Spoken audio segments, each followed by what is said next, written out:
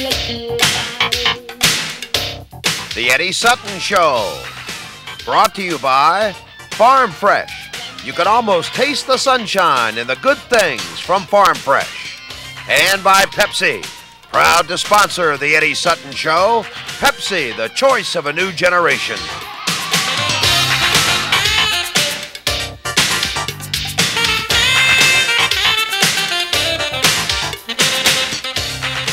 Hi, everybody, and welcome to the Eddie Sutton Show. I'm Robbie Robertson, along with Oklahoma State head basketball coach Eddie Sutton. This is our first show of the season. We will be here for 10 weeks, so we hope you will tune us in each and every week and all the way through the middle of March, and we certainly appreciate you being with us today. And Coach, you're in your first season at Oklahoma State, and first of all, we want to welcome you, and we want to congratulate you on getting off to such a fine start here in the 1990-91 season. Robbie, thank you very much for that great opening, and I'm looking forward to doing this show with you, and it is exciting to be back at Oklahoma State. I always had a dream that one day I might have an opportunity to come back to my alma mater. It seemed to me the timing was never right. When I wanted to come in the early 70s, the job wasn't offered, and then there were a couple of times when we had it rolling pretty good at Arkansas and then at Kentucky that when they contacted me, I didn't show any interest. So the timing was right this time, and I hope that with the help of all the people, and I say all the people, everyone that loves Oklahoma State, if we all rally together, we have a chance to bring this basketball program back to the glory days it was when Mr. I was here many years ago. We've gotten off to a pretty good start. I thought it was a great start until we went to Columbia on Saturday. Right. But our young men are maturing. They're getting better, and we certainly played the Tigers a tough game on their home court and had a chance to win it there at the end. And we'll look at some of those highlights later. But everyone has really displayed grand hospitality in the 8 months that Patsy and I have been back in Stillwater. The student body, the faculty, the administration, fans, alumni, everywhere I've gone, they've just treated me so well. And I want, and again, tell them thank you. And I need your help. Oklahoma State needs your help. But together we can build this basketball program back to the level that I think all of us want it. Well, I think all followers of Oklahoma State University and certainly the basketball program are certainly glad to have you back, Coach. And we're going to, a little later on in the show, we'll get you up to date on the background of Coach Sutton. We will also introduce you to this year's team and get you caught up to date on the first 13 games of the 1990-91 season. So you stay with us as the Eddie Sutton Show continues. We certainly have a lot to do today to get you up to speed with Oklahoma State Cowboy basketball, and we thought a logical place to start would be to introduce you to the team. So we will do that and let Coach Sutton tell you a little bit about each player. And Coach, we'll start with a couple of your guards here. Start with Corey Williams. Corey Williams from Macon, Georgia, and has the ability to become an outstanding guard at both ends of the floor. I think he's made great progress. He's becoming more disciplined. The one area that he reminds me so much of those great guards I had at Arkansas, he has the ability to become a great defensive player. Of course, that's Sean Sutton, son number 2 in the Sutton family. Patsy and I have 2 other sons, one who works down in Shreveport, and one is at school at Transylvania in Kentucky. Sean's strength is probably his passing ability and the smarts he brings to the club because he's been around basketball for so long. That's Darwin Alexander. Darwin's from New Orleans. He also is a coach's son, and his dad is the assistant coach at the University of Ole Miss. Good scorer. We're trying to encourage him to score more than what he's even been doing for us, but he's become a much better defensive player this year than he has been in the last 2 years at Oklahoma State. John Potter from Durant, a native Oklahoman. Good scoring ability. We've got to get John where he plays a little tougher defense and rebounds a little bit better. But one of our 2 seniors, or I should say 3 seniors, I always forget Dennis Burbank, you got the walk-on, who's such a great baseball player. And, of course, there's Byron Houston, number 35, the player that is the one that has a chance to be a great basketball player before he leaves OSU, does everything well. Scored 30 points in our game at Missouri as our leading scorer and leading rebounder on the year.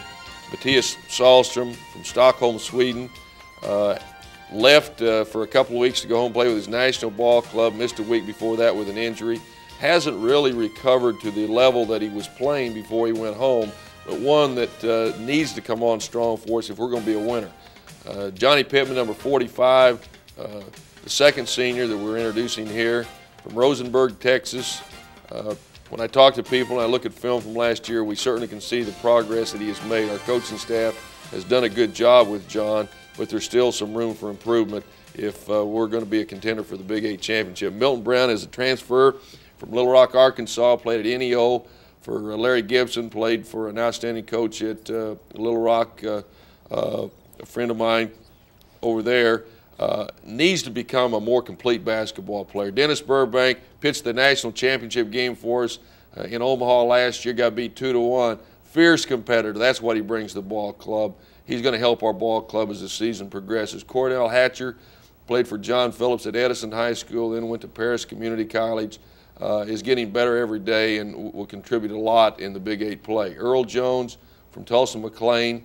If we have any strength in our ball club, I think it's in our back court. I think we have 4 really solid guards, and we have good depth there. If there's a weakness, I would say we're not as strong up front as I like to be. Mike Philpott's the only walk-on, and I said Dennis is a walk-on. He's on a baseball scholarship. He's on a basketball scholarship right now. But Mike Philpott is the only walk-on, and so our squad is not only thin, maybe up front, it's a little thin in numbers, but we've got some good soldiers coming our way. We had a great recruiting class in the fall. Our staff did an outstanding job, and there's no doubt in my mind a year from now we'll be a lot better basketball team. When you came to Oklahoma State, Coach, and now you're 13 games into the season, where would you say the strength is of the ball club? I think we have good overall quickness. We're not a good rebounding ball club, and it's been very evident in several games. We've got to do a better job there. We've got to understand also our complete concept, our philosophy of basketball. These young men, the one thing that Leonard Hamilton left, they are quality human beings. They're good pupils. They're good students. They'll listen to the coaching staff, and I think that's the reason that they have improved. But we don't have the daily competition that we need, and that's why I made the statement. We'll be better next year just because we've got some players coming, and our practice sessions will be more competitive, and that's how you grow and that's how you mature. Okay, well, let's take a look at what happened through the first 12 games of the season, and these results are prior to the start of Big 8 play as Oklahoma State Open Conference play against Missouri. So here are the first 12 games. You got off to a pretty good start, Coach. I thought a key ball game was that second one at New Orleans. They're a nice team. They won some good games since we were down there. This ball club a year ago could not win on the road. They had difficulty. They have gotten better, and that was very, very important, our first road game that we win. Then we played the Golden Hurricane, great college game. JD's got a nice ball club, and they'll be a contender in the Missouri Valley. We went up to Wichita State. We learned a lesson, get ahead on the road, take the crowd out of the game. We never could get ahead. Very close fought game, came down to the end and had a chance to tie it and put it in overtime and missed the shot. Louisiana Tech is another fine basketball team that we played very well that night in Gallagher-Iba Arena. We beat Grambling, beat Jacksonville. And defense really showing up here too because you're holding teams to under 60 points. If they're, we mentioned, you asked me what is the strength of the ball club. I think the quickness allows us to become a good defensive ball club. And there have been times this year we have played well defensively. Southern Illinois, that game was much closer. The game was tied at 71, and we made some mistakes at the tail end of the game, allowed them to win. But we did display some character by bouncing back and beating DePaul the next night, which I thought did show some growth. Went to Marquette, great defensive play on our part, held our ball club the lowest total points, I think, since 1958. And a good win for us. Traveled back to Kansas City. We were out all last week, out 8 days. It was a tough trip home from Columbia. Not only did we lose up there at the Tigers, but we had about an 8-hour bus trip home because all our schedule that we were on was canceled. And we were going to come back on private planes. The weather was bad. We couldn't get in. So we made commercial reservations, and then they canceled that flight. So it was a tough week, so it was good to get back in Stillwater and see home. Seems like you've been gone forever, as a matter of fact. Now, those are the first 12 games of the season. The Cowboys off to a 10-2 start. We'll take a look at the Missouri game a little later on in the show. Now, Coach Sutton is in his first year as head coach at Oklahoma State. He is certainly a veteran of college basketball, and we'll get you up to speed on Coach Sutton's career when we come back.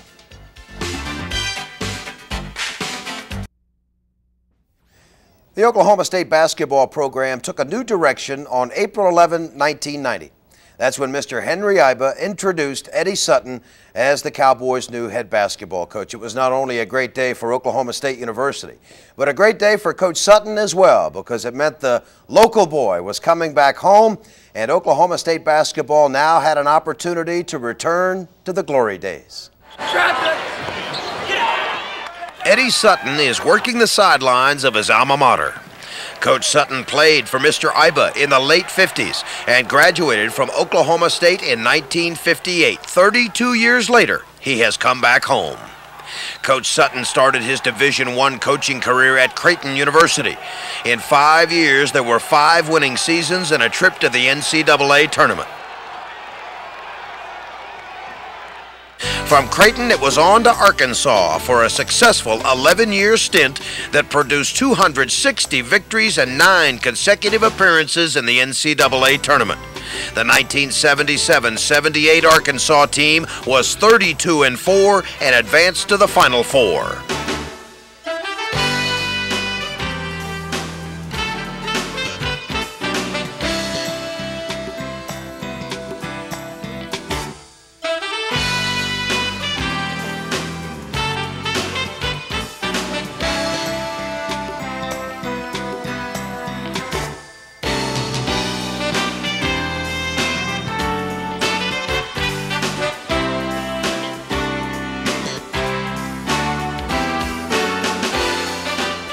In 1985, Coach Sutton took over the Kentucky program. In 4 years, the Wildcats won 88 games and went to the NCAA tournament 3 times. Winning and Coach Sutton are synonymous. The 3-time National Coach of the Year has won 72% of his games and has been to the NCAA tournament 13 times in 20 years as a head coach.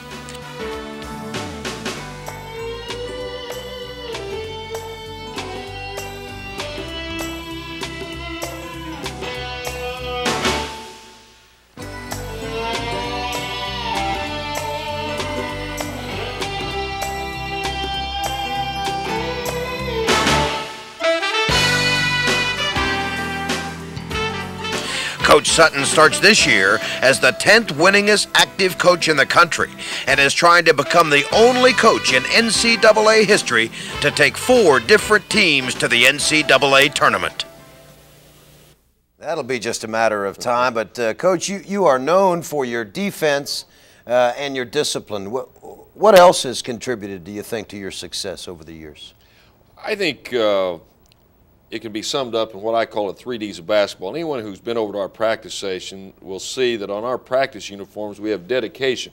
Everyone wants to be as good as they can be. They have the desire, but they don't have the follow-through sometimes to get to the mountaintop. So I give a whole hour lecture on the 3 Ds, so we're going to have to really cut this short. The second D is discipline. I don't know of anyone that is successful in the athletic world or in the business community that isn't a disciplined person. Discipline on a basketball court can be shot selection.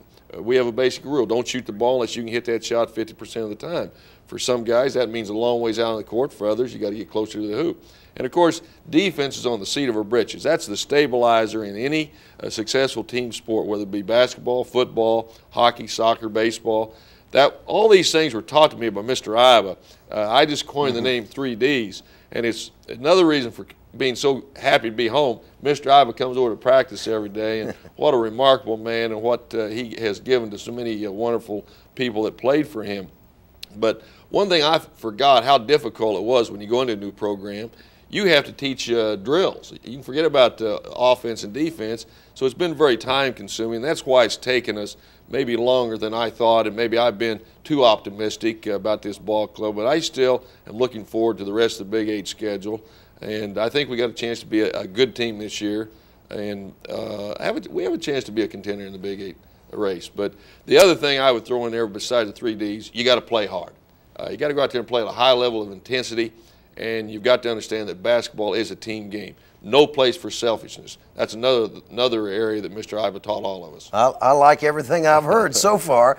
The Oklahoma State Cowboys opened their Big 8 conference schedule on the road against the Missouri Tigers. We'll have a look at those highlights as the Eddie Sutton Show continues.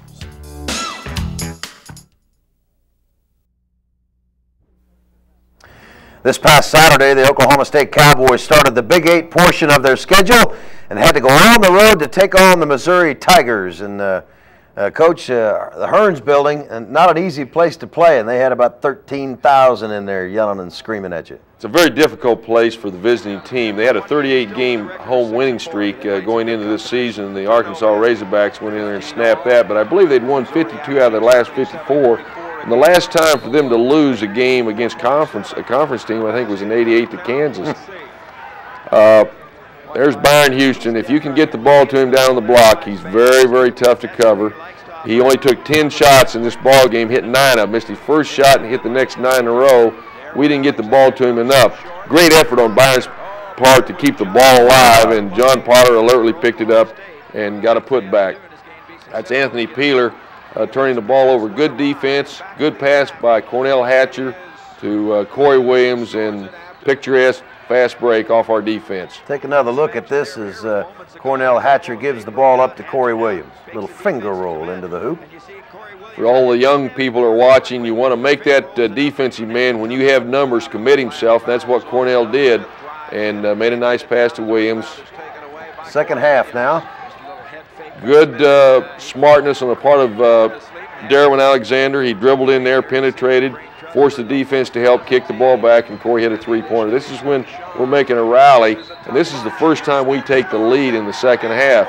It was kind of a game of spurts. We got out on them, and then they, just before halftime, jumped on us. Second half, we got down by 12, but our team displayed a lot of courage in the way they fought back, and we had a chance to win it. Here's the last shot of the game, and that would have won the ball game for us. John Potter did not hit the shot, but that wasn't what cost us. We had some other opportunities in a close game, and this was a game of inches. You hear that term all the time. There were a lot of plays had they turned the other way. Had we gotten a break here, not missed a free throw there, hit a shot, we could have won, and that would have been a big plus, because Missouri will be a strong contender for the Big 8 title. They have the best 1-2 punch in our league in Smith and Peeler. Smith hit us for 40 points yesterday, but it took him 31 shots to get his 40. Right. And like I said, we should have got Byron the ball more than we did. Our defense was good. Our defensive board play was not. We didn't shoot the ball as well. Our perimeter shooters were only 15 out of 46, and you're not going to win very many games in a tough situation like that when you shoot that poorly. What were your thoughts about your ball club? Being the first Big 8 conference game, playing in a hostile arena, you're 12 down, and yet you guys came back and had an opportunity to win that game. What's that tell you about your ball club? Well, as I mentioned, I think it shows maturity, growth. We are getting better. A year ago, I'm not sure, in talking to Tom Dorado and some of the other people that were with us on the trip that saw this ball club play, they're not sure they could have come back. So I'm proud of the effort that was displayed by our ball club in that game at Missouri. But we didn't win, and that's the bottom line. But we're going to win some. All right. Each week here on the show, we want to give you an opportunity to ask a question of Coach Sutton, maybe about his coaching philosophy or about his background, and we're going to begin that next week. And all you have to do is send a postcard to Ask Coach Sutton, 101 Gallagher Iba Arena, Oklahoma State University, Stillwater, Oklahoma, 74078. And if we pick your question, then we will be happy to award you 2 tickets to an Oklahoma State Cowboy basketball game. So send your postcards in to Ask Coach Sutton. We'll begin that next week. Now then, Coach, next up, Big 8 conference play continues. You're home, take on the Kansas Jayhawks. They're not easy, but you're home. What do you know about Kansas? It's going to be great to be back in Gallagher Iba Arena. You know, we were talking about home court advantages. We're going to talk a little more about that later. But we've been gone for over 3 weeks when we played the Jayhawks, and what a great rivalry that has been. Even before we became a member of the Big 8, that was always a special series when Dr. Allen was at the University of Kansas. We always played them even when I was playing, and we were in the Missouri Valley at the time. Kansas, Missouri, Oklahoma, they have dominated basketball in the Big 8 in the 80s. Missouri's won the title, the round robin 5 times, Oklahoma 4, Kansas only 1 time, but they won the only national title, and in that year, they finished either 2nd or 3rd in the round robin. So that shows you that we do play in one of the elite basketball leagues in the country. Roy Williams, one of the bright young coaches in college basketball, has done a remarkable job in replacing Larry Brown. he has another title contender. They've played very well. They'll be tough, and we're going to have that great home crowd rooting for us Saturday. I was going to say, in a building like Gallagher-Iba Arena, how much of a factor can the crowd be in there? The crowd is a big factor in basketball, not so much in football, but the basketball crowd becomes the sixth person. We've done a marvelous job in upgrading the band, the pom-pom squad, the cheerleaders. We got the Young Guns, which is a new spirit group. They've helped. The crowd has been so enthusiastic, and we've got to get them to the point where they understand, those older people, they got to be a part of the game. They got to help us win. Okay. The Oklahoma State Cowboys home against the Kansas Jayhawks. Hope you're there. We're out of time. Thanks for being with us. For Oklahoma State University and Coach Eddie Sutton, I'm Robbie Robertson. Goodbye, everybody.